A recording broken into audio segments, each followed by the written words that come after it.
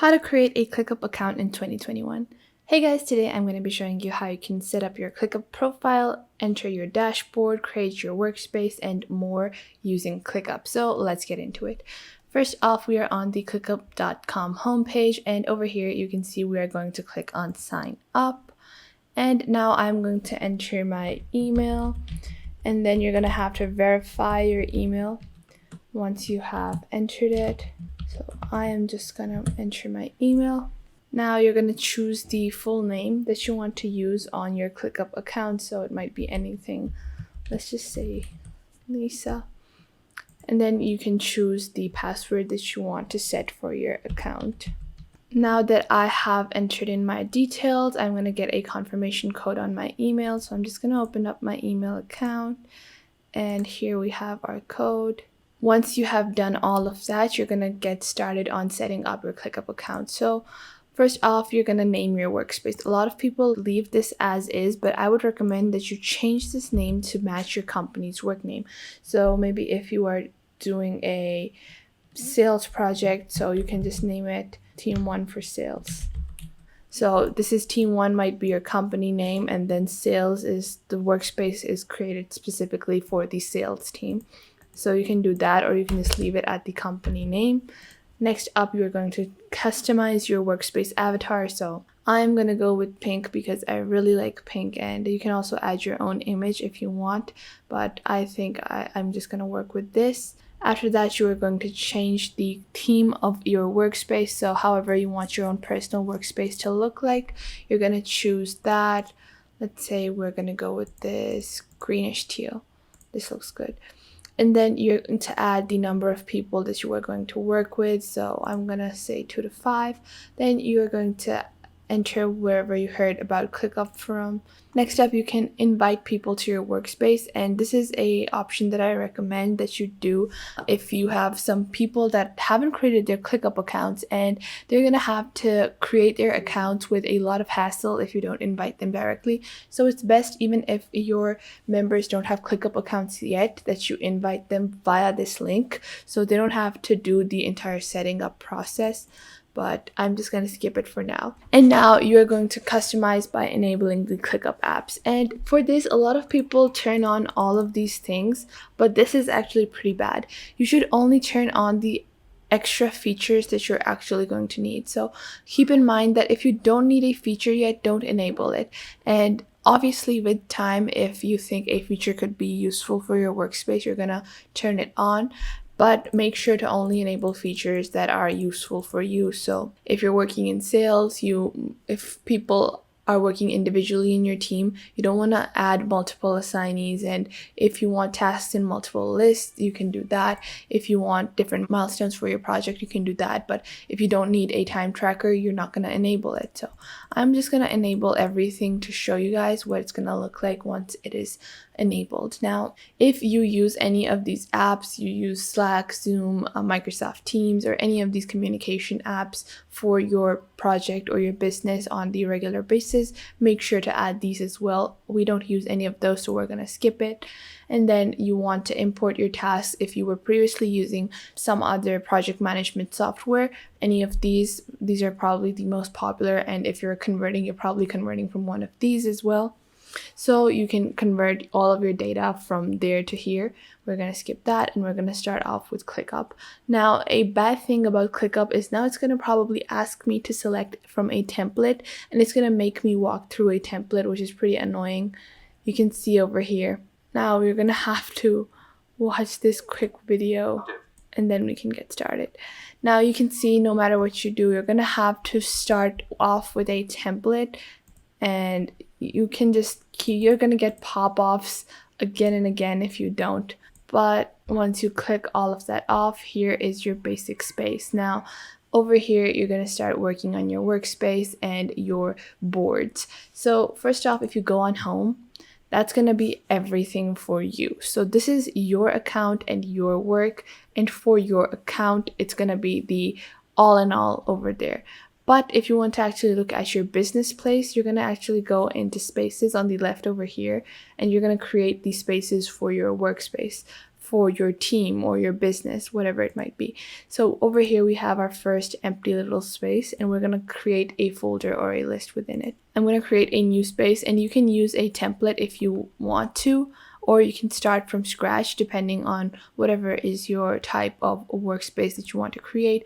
I'm going to add a very simple template to this. So let's just say there are a lot of different templates available. We're going to add a quick start template. So we're going to use this template just to guide you guys through what the templates are going to look like and what your workspace is going to look like eventually once you add your input into it. So team 1, and you're going to name your workspace, and then you're going to let's just import everything as it is, and then we're going to use the template.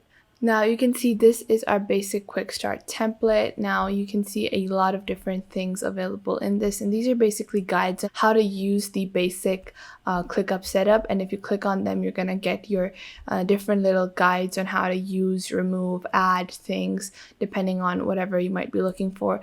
But it's very rare that someone is actually gonna go through all of these things. It's pretty annoying. But just to give you guys a visual aspect, this is what ClickUp is going to look like. Now on the top you can see first you have your list views, then you have your board views, and then you can add any more views that you might like. So a lot of people do like to add a calendar view to make sure that everything is happening on time and nothing is going overdue. You have Gantt views, timeline views, box views, table views, workload, activity, and there are a lot of different options to choose from. So also on the top you have your automation. So if you want to automate a task, for example, if the editing team completes a task and you want it to be forwarded to the marketing team, that can be automated using this automating option. So you can add any automations that you want, and this is a feature that is enabled in the premium version of ClickUp. So eventually in the free version you can only add a limited amount of automations, which is a pretty sad thing, but they are still pretty helpful as compared to its competitors, because a lot of different other project management softwares don't even provide this feature whatsoever. So that is something to keep in mind when using automations. Now on the left side you can see your notifications as well. You have your favorites, so anything that you have pinned as your own personal favorite, so anything you're working on, anything that you're heading, anything you want to keep a track of, you can add it to your favorites. You also have your dashboard. So first off, you have your own dashboards, and dashboards are often used to create for your clients. So if you have a boss that only needs the basic headlines of everything, they just need a overall review. They don't need to know how things are going on the daily basis, but they just need a weekly wrap up of the work. You're going to create a dashboard for them. So let's just name it boss. And then on this dashboard, you have to add the widgets from your choice. So let's say the task list. You can add this task list. Let's name it Team 1 Progress. And then we're going to select the location. So it's going to be provided from over here. So you can select a space that you want this widget to derive its data from. So this task list is going to be from Team 1.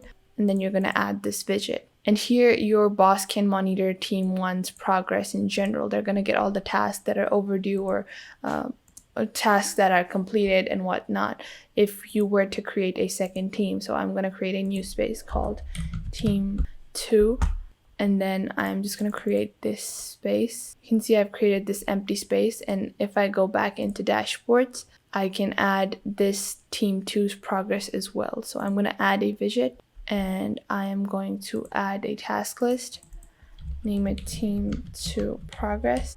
Select the location, so it's going to derive its data from Team 2, and then we're just going to add the widget over here.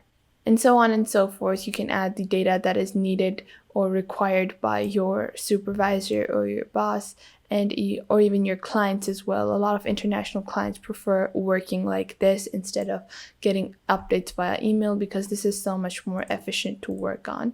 Now moving back to our empty workspace, you can see this is what your empty workspace is going to look like, and you can start creating your lists and tasks over here just by clicking on create list.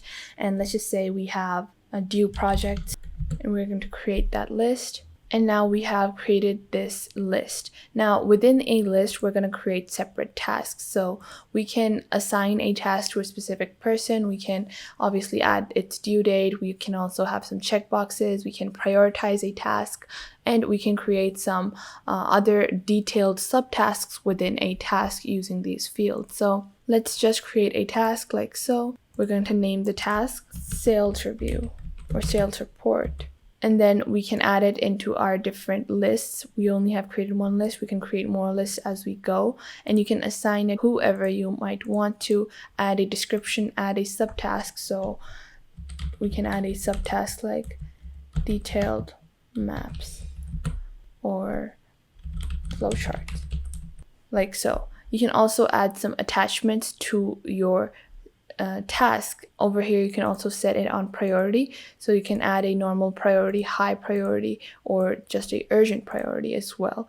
You can also set the due date, and after that you have tags. Tags are usually something that aren't as important in regards to project management. If you're starting out, you're not going to be very comfortable with using tags. They might confuse you a bit, but once you get a hang of it, you're going to really know how to use this feature as well. After that, you have templates and you have dependencies. So if a task is dependent on more than one person, for example, the sales team can't work unless the project creation or the creators aren't creating the content or the product, the sales team can't really go on and sell. So you can add this dependency onto ClickUp as well, so everyone knows that if work is being overdue, who is the reason that the work is being overdue, who hasn't done their share yet. So that is also something that is pretty helpful in generally managing the overall business, and it's especially important if you are running a very large business. Now we're just going to create this task, and like this we have our own task created. Now this is generally how you work in your workspace and your different spaces on ClickUp.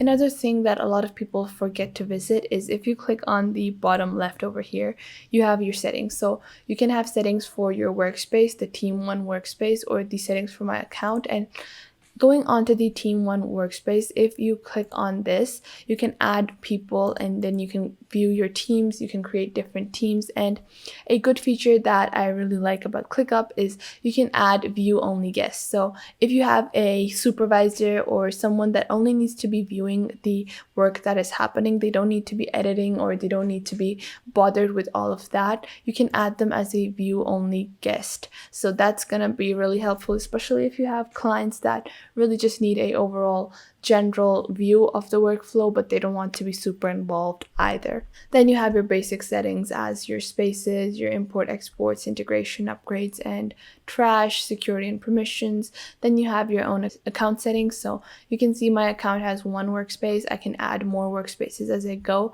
if I'm working for separate companies, businesses, or clients.